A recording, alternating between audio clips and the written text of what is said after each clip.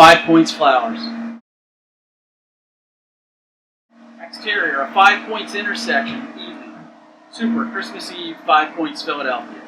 Cars and trucks whiz by on a busy, holiday-decorated intersection. On a traffic island, a 12-year-old boy, Ian, hawks Christmas flower bouquets to passing motorists. Next to him rests a crudely written sign, holiday flowers, $10.95 a bunch, and a bucket of flowers. Here they are, folks. Get your Christmas flowers. He taps on a car window stalled in traffic. Flowers for the holiday, mister. A middle-aged driver sneers at him. Well, you didn't have to be so grumpy about it, mister. Ian moves on to the next car. A young couple is making love in the front seat. Ian taps on the window. Sorry to disturb you guys. They stop and give him the evil eye. Say, buddy, buy some flowers? Your girlfriend there looks like she might like some, right? The young guy rolls down the window. Hey, get lost, kid. He gives Ian the finger. Giving me the finger, huh? Is that your age or your IQ? The young guy opens the car door and starts getting out of the car. Ian backs up. Only kidding, only kidding. Ian moves back a few cars. The young guy grunts, gets back in his car, slams his door shut, and starts making love again with the young girl. Christ. Don't no one have any common decency anymore. Just as he's about to tap on another car's window, the traffic light changes. The car then digs out, nearly running over Ian's foot. Ian shouts at the driver. Fuck you. That was my foot you nearly ran over, you motherfucker. He kicks over his sign. Christ. This shit's for the birds. And he looks across the street and sees a tipsy, seasonal Santa who's ringing a bell, staggering across the intersection. As cars dart by him, honking their horns, Santa just manages to avoid being hit by one of them. Alarmed, Ian hollers at him. Hey. Hey, you in the Santa suit. Santa hollers back. Yeah? What? The goddamn traffic, look out. You're gonna get yourself killed. Santa shrugs his shoulders, then continues across the street. Ian covers his eyes. I can't watch. But somehow, Santa makes it safely to the traffic aisle. Ho, ho, ho. Ian uncovers his eyes. You made it? Of course I did. Ho, ho, ho. He takes out a flask. What's so damn funny? You nearly got yourself fucking killed. Well, nearly. He uncaps the flask and takes a swig from it. Want some? No thanks. Do it yourself. He puts the cap back on and puts it back in his jacket. I think I may have had too much to drink. No shit. You see, I've been on that corner over there all day ringing this bell, hoping someone, anyone, would throw something into the pot, but nobody ever does. He sighs. It's cold and depressing work, so I have to take a nip now and then. Anyway, I saw you over here, so I decided to come over here and see what you were up to. So, what are you up to? Ian holds up a bouquet, then kicks his sign again. I'm trying to sell these damn flowers. How's it going? Not so good. Too bad. Hey, maybe I can help you out. Don't need no damn help. Sure you do. Remember, no man is a traffic island. He grabs the bouquet out of Ian's hand and steps into the street, waving the bouquet at the passing cars. More honking horns as Ian pulls Santa back. Hell, you almost got yourself killed again. Santa sits down and begins to cry. Hey, mister. You okay? He sits down next to Santa. I didn't mean to yell at you like that. He cries again. Oh, it just wasn't you. I'm crying because I'm just no good. I'm a failure at whatever I do. I haven't collected a dime all day, and I couldn't even sell your flowers for you.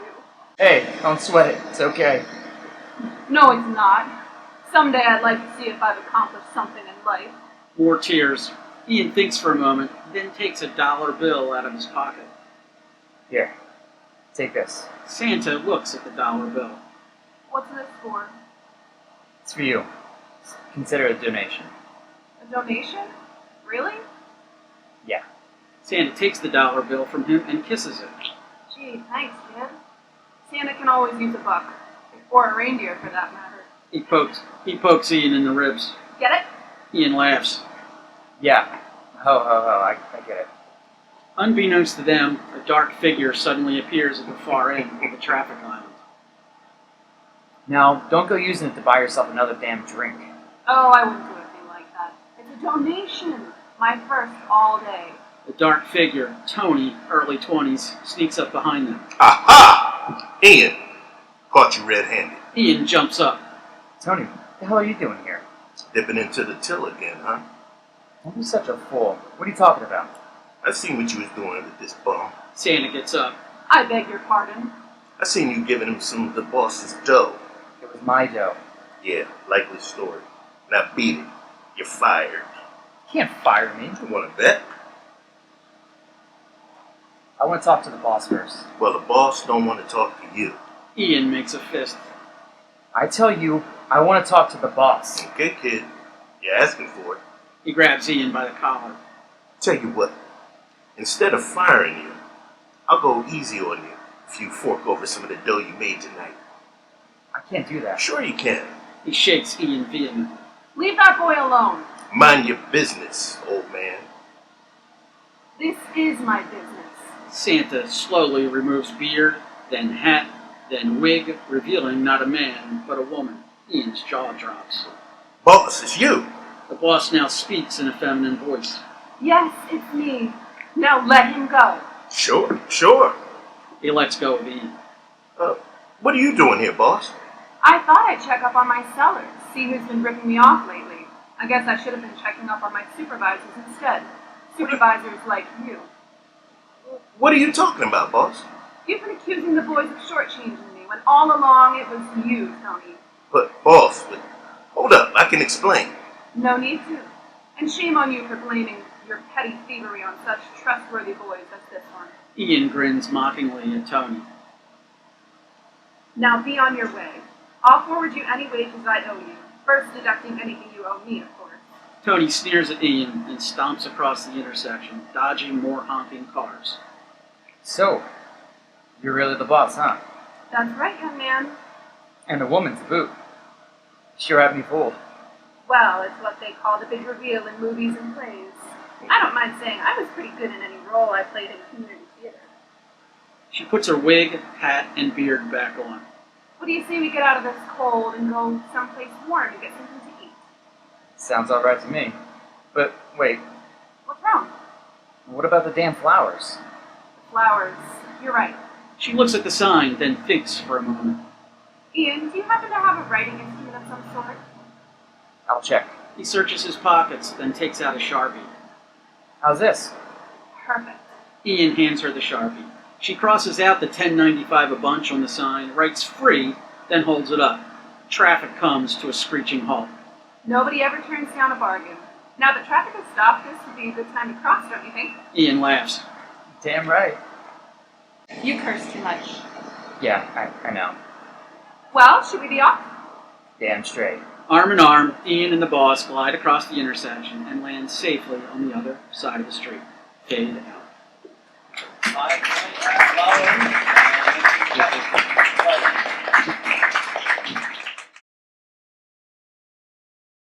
Every other night. Fade in. Interior bedroom, night. The digital clock reads 1:13 a.m. Sadie and Micah Long, both 30, are sleeping in bed. Micah is laying on her side, facing away from Sadie, but then rolls over to lie on her back. Micah starts snoring. At first it is low and rhythmic, but quickly the snoring grows louder and louder, waking up Sadie. Sadie opens her eyes. Babe. Sadie pats Micah on her shoulder, trying to get her to stop. Babe, stop. You're snoring. Micah's snoring stops. Micah moves a little bit and readjusts herself and rolls back onto her side. Micah says something under her breath. They're almost done. Sadie responds back, puzzled. What's almost done? Micah, what are you talking about? Micah grumbles something. Sadie adjusts her covers and closes her eyes. Sadie lays there, trying to fall back asleep. Interior bedroom, night. The digital clock reads 2:02 a.m. All is quiet. Micah's snoring starts building slowly. Sadie is laying on her side and she opens her eyes. She rolls over and pushes firmly on Micah's body. Roll over. Babe, roll over. Micah stops snoring again and then rolls over on her side. Right over there. Sadie lays there staring at the ceiling. Over where? Micah doesn't respond. Sadie lets out a sigh and tries to fall asleep. Cut Cut to interior bedroom, night. The digital clock on the nightstand says 3:09 a.m. Micah's snoring can be heard once again. Sadie opens her eyes and rolls her head over to look at the clock. Sadie sighs heavily. Babe, stop. Sadie pushes on Micah with more force than last time. Micah moves, but doesn't stop her snoring. Sadie rolls over and folds her pillow over her head while Micah's snoring continues. Oh, that feels good. Don't stop. Sadie starts laughing. Sadie fires back and pushes on Micah again. Micah moans. Oh, you like that, huh? Wait, are you having a sex dream? Keep it in your pants. Cut to the interior bedroom, night. Micah's snoring echoes through the bedroom. Sadie looks over at the clock and it reads 3:13 a.m. Sadie is irritated. She pushes Micah very hard and says in a firm, commanding voice, Micah, stop. You're killing me. I gotta work in the morning. Micah doesn't budge and snoring keeps going. Sadie keeps pushing hard against Micah. The snoring continues. Sadie throws off her blankets and uses her feet to push Micah. Micah continues to snore. Sadie grabs her pillow and gets up from the bed. Micah stops snoring for a second and then says something. Bring back the pickles. Sadie stops and turns back and looks at Micah. What the hell are you dreaming about? Sadie shakes her head and exits the bedroom. Cut to interior living room, night. The glow from the television flickers in the dark living room. There's dialogue coming from the TV, but it's barely heard over the snoring. Sadie is laying on the couch with her eyes wide open. She has her pillow wrapped around her head. The house is filled with the sounds of Micah's snoring. Sadie looks up at the clock above the TV and it says 4:22 a.m. Sadie lets out a sound of frustration, all while kicking her feet into the couch. Cut to Sadie's fantasy sequence. Interior bedroom, night. Sadie is mumbling to herself while walking down the hallway towards the bedroom. I can't deal with this now. I've gotta get up soon. Interior bedroom, reverse. Sadie enters the bedroom, presses down on the air horn. Sadie stops and looks towards the bed. Stop snoring. Interior bedroom. Micah is unfazed and the snoring continues. Sadie lets out a grunting sound of frustration and stomps away down the hallway. Cut to interior living room, night. The sound echoes with the sound of Micah snoring. Sadie looks up at the clock above the TV and it says 4:22 a.m. Sadie lets out a sound of frustration and gets up from the couch. Cut to interior bedroom door, night. Sadie is mumbling to herself while she's walking down the hallway towards the bedroom. Every other night. I do this every other night. Interior bedroom door reverse. Sadie enters the bedroom, banging on pots and pans and yelling. Wake up! Wake up! Stop snoring! Interior bedroom. Micah is unfazed and the snoring continues. Sadie lets out a grunting sound of frustration and stops away down the hall. Nothing? That did nothing! Cut to interior living room, night. Sadie has a pillow wrapped around her head. The house echoes with the sounds of Micah's snoring. Sadie looks up at the clock above the TV and it says 4:22 a.m. Sadie lets out a sound of frustration and gets up from the couch, reaching back to grab her pillow. Cut to interior bedroom, door, night. Sadie's mumbling to herself while walking down the hallway towards the bedroom with her pillow in hand. Am I in hell? This has got to be hell. Interior bedroom door, reverse. Sadie enters the bedroom, walking towards the bed with the pillow in her grips. Interior bedroom. Sadie is straddling Micah's body, and she is forcibly smashing the pillow into Micah's face, trying to kill her.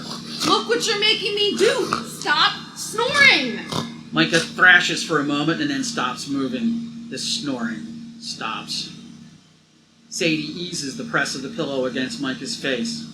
The snoring continues. Sadie lets out a scream in anger. No! Impossible! Interior living room, night. Sadie has her pillow wrapped around her head. The house echoes with the sounds of Micah's snoring. Sadie looks up at the clock above the TV and it says 4:22 a.m. Sadie lets out a sound of frustration and gets up from the couch. Cut to interior bedroom, door, night. Sadie is mumbling to herself while walking down the hallway towards the bedroom. Every other fucking night. Indoor bedroom, reverse. Sadie lifts a large microwave oven above her head, then walks into the bedroom. Loud crashing can be sound. The snoring fades out briefly and then stops. Thank God. The snoring starts up again. No! Cut to interior bedroom door, night. The house echoes with the sounds of Micah's snoring. Sadie is mumbling to herself while walking down the hallway towards the bedroom. Sadie is carrying a meat cleaver. She drags it against the wall as she enters the bedroom. No sleep makes Sadie a grumpy girl. Thumping and cutting sounds come from the bedroom as Sadie is yelling in rage. Her words are cut between each hacking sound. This should shut you the fuck up! The snoring stops. Sadie exits the bedroom covered in Micah's blood and walks down the hallway.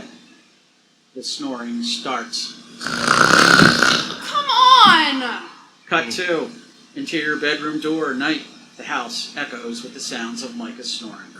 Sadie is mumbling to herself while walking down the hallway towards the bedroom. Repeating. Interior bedroom door, reverse. Sadie holds up a handgun and starts shooting wildly in a rage, all while yelling, Stop snoring! God damn it! Sadie empties the clip. Smoke pours from the barrel. The snoring has stopped. Sadie turns and walks away. The snoring starts. Seriously? Cut to interior car, night. Sadie is sitting in the car revving the engine. The radio is playing death metal music loudly. The faint sound of snoring can be heard between the music. Sadie has a lit cigarette hanging in her lips. Her hands are gripping the steering wheel, tapping along with the beat. Sadie is madly talking to herself. I beat, I smothered, I stabbed, I even shot her. If this doesn't work, I'm going to burn this mother down. Cut to chase, camera shot, interior house, night. The camera is following a hose winding through the house. The car engine can be heard revving in the background. Interior bedroom door, night. The bedroom door is shut and the hose is stuck under the door. Emission smoke pours out from under the crack of the door. The snoring stops. Interior car, night. Sadie takes a long drag from the cigarette and then sits still. The smoke beautifully rolls out of her mouth. Sadie turns the car off and just sits there. All is quiet. Sadie places her head on the headrest and closes her eyes. The snoring starts again. Sadie slams her head into the steering wheel, causing the horn to blare. Cut to exterior house, night. Sadie is standing outside the house in the road, barefoot. The end of a rocket launcher is resting next to her feet. The sound of snoring is echoing through the neighborhood. Sadie places the rocket launcher to her shoulder, aiming it towards the house. She steadies her aim, pulls the trigger, and the rocket projectile shoots at the house, blowing it up. The snoring stops. Sadie lowers the launcher. She's glowing bright red from the fire burning from the house. Sadie smiles and chuckles to herself as she drops the launcher, turns, and walks away barefoot down the street. The snoring starts. Sadie falls to her knees and laughs hysterically. She has lost her mind. The snoring fades away, mixed between the mad cackle of Sadie's insane laughter. Fade to black. Interior dining room, table, morning. The clock on the wall reads 6:11 a.m. Sadie is sitting at the dining table. Sadie looks ragged and tired. She holds a cup of coffee and struggles to stay awake. Micah enters the frame behind Sadie. Micah can be seen yawning and stretching out her arms. Micah comes up behind Sadie and leans into Sadie and kisses her head. Sadie is staring off into the distance. How'd you sleep last night? I slept good. Camera pushes into Sadie's face. Sadie turns. Her face twitches as she lowers her head with a deranged expression and looks directly into the camera. I had a crazy dream, though. Oh, we gotta stop eating that spicy food before bed. Micah stretches out. Whatever I was dreaming about, it felt like I was beat up or got in a fight. Oh, I must have slept weird or something. Michael walks away from Sadie and the table. Fade to black. Interior bedroom, night. The digital clock reads 1:13 a.m. Sadie and Micah Long are sleeping in bed. Sadie is lying on her side, facing away from Micah. Sadie then rolls over to lay on her back. Sadie starts snoring. At first, it is low and rhythmic, but quickly the snoring grows louder and louder, waking up Micah. Micah opens her eyes. Babe, Micah pats Sadie on her shoulder, trying to get her to stop. babe, stop. You're snoring. Cut to black. Every other man.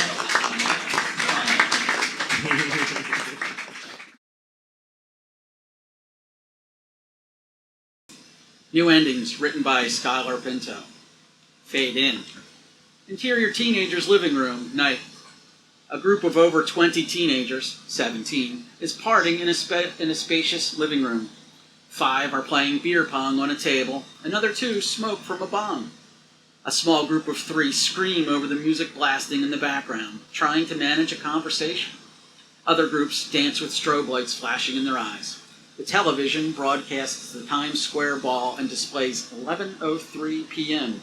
Kate, 17, sits with her friend Jackie, 17. Kate's palms rest on a couch, and Jackie drinks from a solo cup. Isn't this fun? Your first New Year's party. It is. It sure beats watching movies in my basement with Stan like last year. Suddenly, Kate notices her boyfriend, Stan, 17, enter the room holding a solo cup. Jackie sighs. Kate instantly frowns. He's drunk, isn't he? Kate jumps off the couch and marches over to Stan. He is startled by Kate approaching him. Stan, come with me. Kate grabs Stan's arm and drags him into the guest room. Stan almost loses his balance multiple times. Interior teenager's guest room, night. Kate and Stan sit on the bed. She turns the lamp on. The light bounces off her dark, long hair. Stan shields his eyes from the light. Stan, you promised me that you wouldn't drink tonight. I'm not drinking. You're holding a cup of beer. Stan rubs his eyes and groans. His speech is slow. Kate, you wouldn't understand. Kate's voice gets shaky and her breathing gets heavy. This is the last straw, Stan. I'm sorry. I know I still have love for you, but we need to break up. Wait, no, Kate, please. Stan shuts his eyes and grabs his head. A sudden migraine comes over him. Tears begin to form in Kate's eyes. You can barely speak. I can't do this anymore. Kate runs out of the bedroom and leaves Stan alone. Rubbing the tears out of her eyes, she walks out to the backyard. Exterior teenager's backyard, night. Kate shuts the sliding door and enters the large backyard. Frost blankets the ground. Crickets chirp and the moonlight and stars illuminate the grass.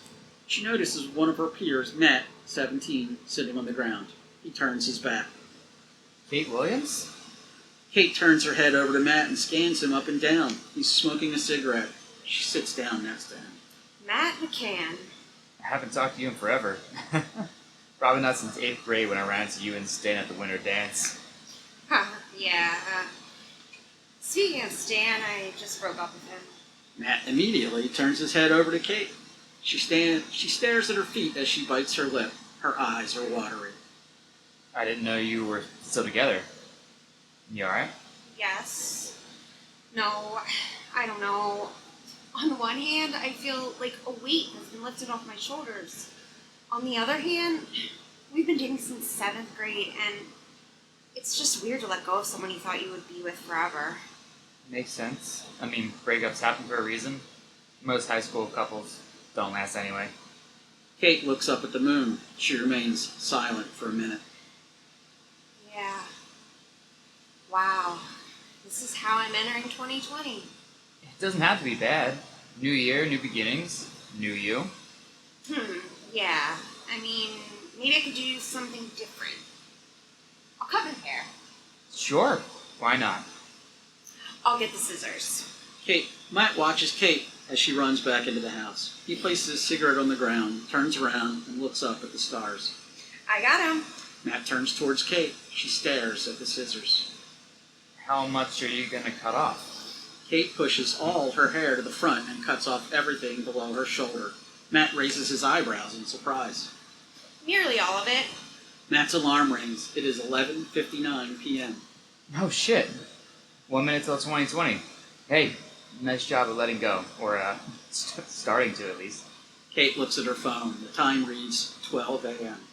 Happy New Happy Year. New Year. Kate's phone rings. She looks down to check the notification. Oh, it's Jackie. She asked where I am. Thanks, Matt. It was nice talking to you. Can I give you my number? Matt hands Kate his phone. She adds her name and phone number to his contacts. She turns away from Matt and walks back inside. He notices the uneven ends of her new haircut. Bye. See you around. Interior, Kate's living room, gay. Kate and Jackie sit on the couch. They scroll through Instagram silently. Kate puts her phone down. Can I ask your opinion on something? Yeah, of course. So, after I met up with you at the party, you know who I ran into? Matt McCann. I talked to him a little bit. Something about him is nice. Nice? Yeah, he didn't say much, but he somehow made me feel a lot better. Do you think I should go for him? First, you just broke up with Stan. Second, Matt and I have been hooking up for like 2 years. I know. That's why I wanted to get your opinion. I mean, it would be a little weird if you went after Matt because I hook up with him, but it's not like we've ever dated, I guess. But I don't think it would work between you two anyway. Why not? You're too different. You dated someone for over 5 years and he's only done hookups. It sounds like you barely talk to him anyway. Kate looks down at the floor and avoids eye contact. I mean, I guess. Interior, Kate's bedroom, night. Kate lays in bed and scrolls through Instagram. She receives a text from an unknown number. Hey, it's Matt. What's up? Kate opens the iMessage app and almost deletes the text. She decides to respond, but types slowly. Hey, I'm just on Instagram. How about you? Same. Wanna hang out sometime? Kate hesitates to respond. She twiddles her thumbs above the keyboard, knowing Jackie is right about Matt. Sure. When? We could go to the roller skating rink tonight at 7 if you're free. I'm in.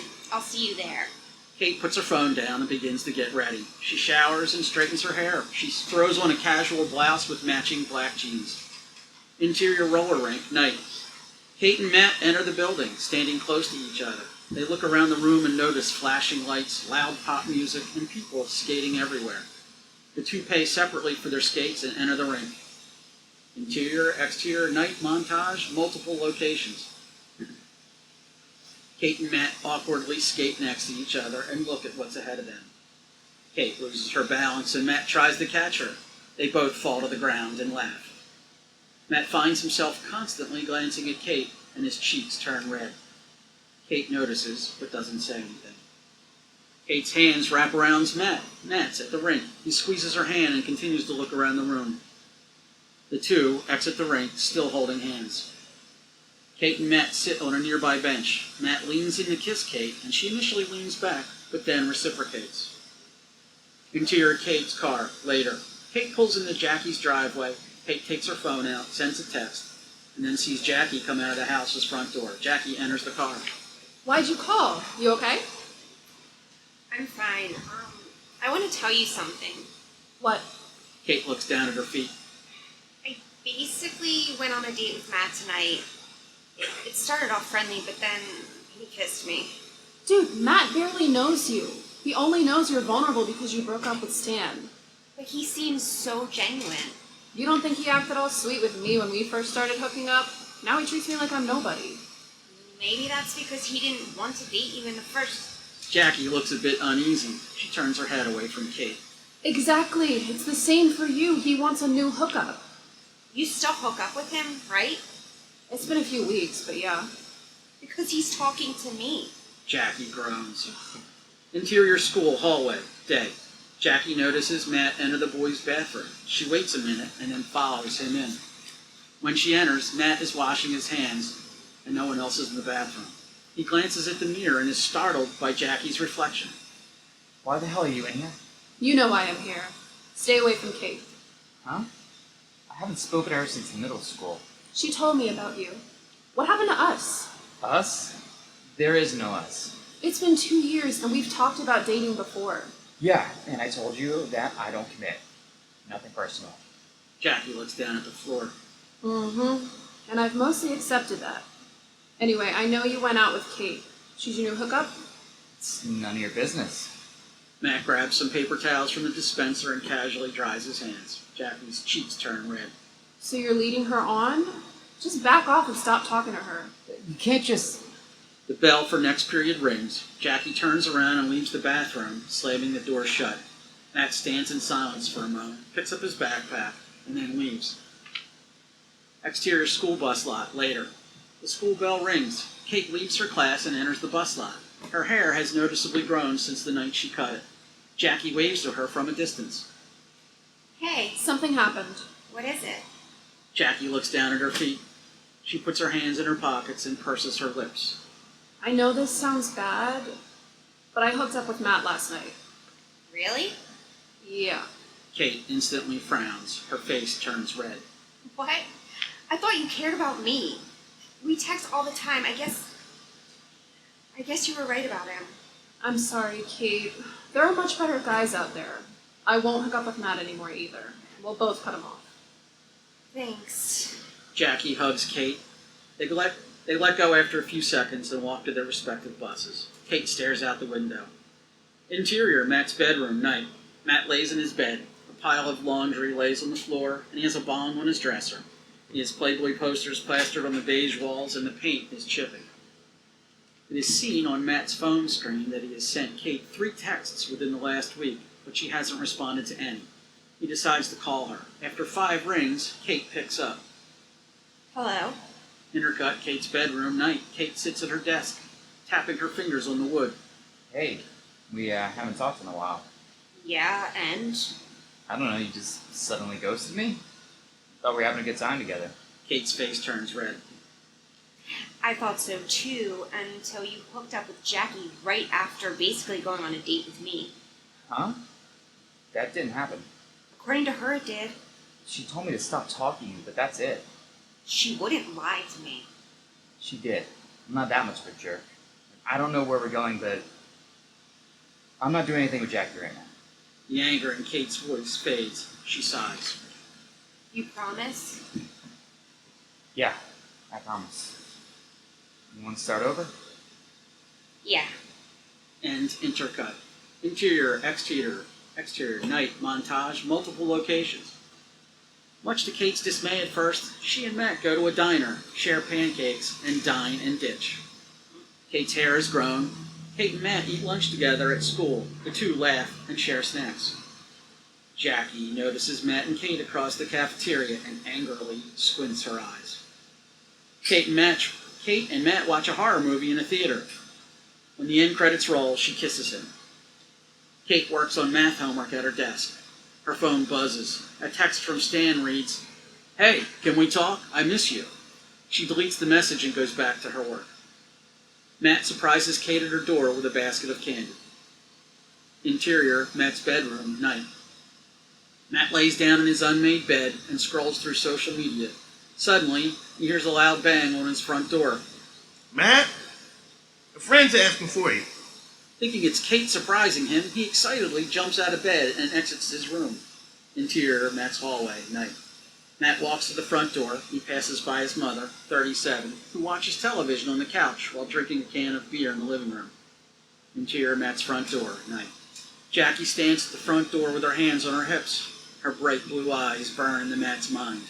Matt rolls his eyes. What now, Jackie? I know you've been going out with... Matt looks into the living room and glances at his mother. He sighs and whispers to Jackie. Look, I don't want my mom hearing this. Let's go to my room. Jackie groans and rolls her eyes. Interior, Matt's bedroom, night. Jackie and Matt enter Matt's room. They sit on his bed. She kicks her shoes off. Okay, so what do you want? I've seen you around with Kate. I don't get why you care so much. Because I care about her. Just back off, you'll only break her heart. I'm starting to really like her. And for the first time, I think I want more than a hookup. I mean, I see why you guys have been close for so long. Jackie appears taken aback at Matt's seemingly sudden change of heart. She hesitates to speak and pauses for a moment. Bullshit. Whatever happened to us? What we had was so good. This again? Jackie inches her body close to Matt's. She looks at him with her pupils dilated. He can feel her breath on his face. He leans back. Jackie, stop. I won't tell Kate if you break it off with her. Like, for real. You are clearly jealous. Jackie kisses Matt. At first, he pulls back, but then he gives in. Jackie pulls away after the second kiss. Told you that you can't commit. Matt looks around the room in frustration. His cheeks turn red and he breathes rapidly. Jackie, stop. I'm not gonna hurt her. I want to make it official. Come on. Jackie steps off the bed, puts her shoes on, and exits the room before Matt can respond. He puts his hand in his face and he realizes the mistake he just made. Exterior, Kate's driveway, day. Jackie exits her car. Kate is seen on the porch. Her hair is almost at its original length. Jackie motions for Kate to come over to the side of the car. Oh, hey. What are you doing here? I went to Matt's. Why? I know you're hiding him from me. This time, though, I have proof. Proof of... Jackie opens the voice memos app on her phone. She plays an audio recording of the interaction she had with Matt, but cut out the parts when Matt expresses regret over kissing Jackie. Kate stands with her hand over her mouth. Why would Matt do that? We've been going on dates for weeks. I'm sorry. I told you he's no good. Kate fights back tears, rubbing her eyes at every moment. Jackie, you know what? Yeah, I'm upset with Matt, but I'm also upset with you. You were constantly on my ass about Matt. That's why I tried to hide it from you. Jackie bites her lip and looks to the side. She blinks a few times. She opens her mouth, ready to speak, but decides to let Kate continue. I wanted to tell you, but you made it hard. Do you have feelings for him? Is that why you care so much? Not because you don't want me to get hurt, but because you're mad he won't date you? I can't. Jackie takes a step back. She puts her hands in her pockets and looks away from Kate. Her voice gets quiet. Can't what? I can't speak to either of you. Maybe you and I can be friends again one day, but I need space right now. Kate runs into her house. Kate, wait! Interior, Kate's bedroom, day. Kate cries in her bed. She hugs her pillow. She picks up her phone from her nightstand and opens her messages with Matt. Goodbye, Matt. For good. She immediately blocks his number and cries into her pillow. Interior, Matt's bedroom, day. Matt sulks in his bed. He sees Kate's text. He looks over at a bouquet of flowers and a card on his dresser. He was going to ask Kate to make it official. He calls Jackie. Intercut. Interior, Jackie's car, day. Jackie's car is parked in her driveway. Tears roll down her face and she notices the incoming call from Matt. She wipes away the tears, clears her throat, and sits up straight. What? Fuck you. You ruined everything. No, you did. Hey, you still have me to mess around with. You make me lose my first girl, a girl I liked, and you think I have any interest in you? Screw off. I give up. You win. Matt hangs up. Jackie stares at her phone screen. Tears begin to roll down her face again. And intercut. Matt drops his phone on the bed. He digs his hands in his face and throws away the flowers and card he had for Kate. Fade to black. Women.